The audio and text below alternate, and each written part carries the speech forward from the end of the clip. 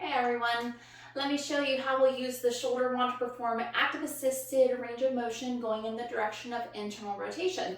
But for this video, I'm going to show the arm position in neutral alignment, which means my upper arm is tucked next to my torso, elbows at a 90-degree angle.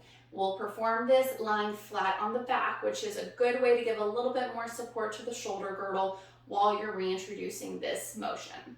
You'll also see that I have a towel with me here because I'm going to show you a couple alternative positions that you can do if it feels too uncomfortable to go without anything.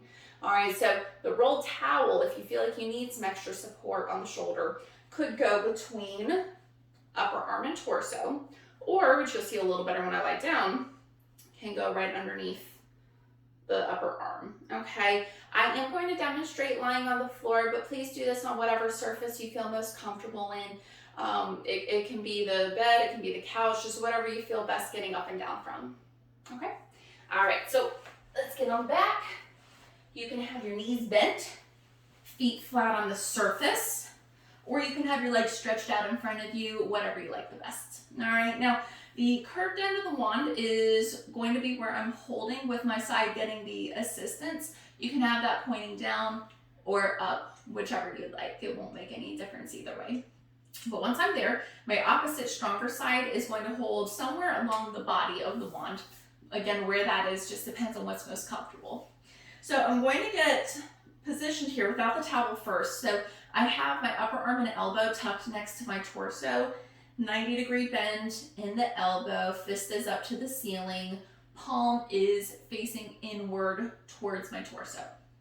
Now, this is again what you could do without a towel. If you feel like you need a little more support than what this is offering, couple methods. We could put that towel between the torso and upper arm, kind of squeezing into that can help give a little more support and stabilization to the shoulder, or we could put this underneath the upper arm. You're still tucked by your side, but it's just giving it a little bit more lift. Okay, so I'll demonstrate it here since I'm already positioned like this. But once you're set, you're going to pull with that stronger side so that you move the forearm and hand in towards the belly. So you go as far as you can and hold for about 5 seconds, and then you'll come right back to where you started.